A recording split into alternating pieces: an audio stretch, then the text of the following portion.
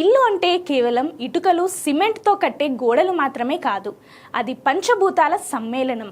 అందుకే వాస్తు నియమాలు పాటించకుంటే ఆ ఇల్లు సమస్యల నిలయంగా మారుతుంది. ముఖ్యంగా ఇంటి పునాది విషయంలో నైరుతి దిశ చాలా కీలకం. ఇక్కడ పునాది లోతుగా బరువుగా లేకపోతే ఆ ఇంట్లో ఆర్థిక నష్టాలు, అనారోగ్య సమస్యలు వెంటాడతాయని వాస్తుశాస్త్రం చెబుతోంది. అలాగే గోడల నిర్మాణంలో ఒక ఆసక్తికరమైన రహస్యం ఉంది. దక్షిణం పడమర గోడలు ఎత్తుగా లావుగా ఉండాలి. అదే ఉత్తరం తూర్పు గోడలు కాస్త పలచగా ఉండాలి. అప్పుడే లక్ష్మీదేవి అనుగ్రహం లభిస్తుంది.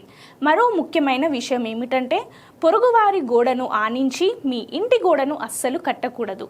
కనీసం 1 లేదా 2 అడుగుల దూరం పాటించటం వల్ల వాస్తు దోషాలు దరిచేరవు.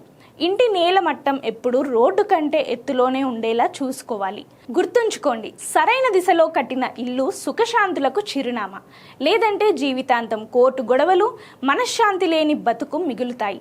అందుకే ఇల్లు కట్టే ముందే ఈ 4 దిక్కుల వాస్తును సరిచూసుకోవాలని అంటారు.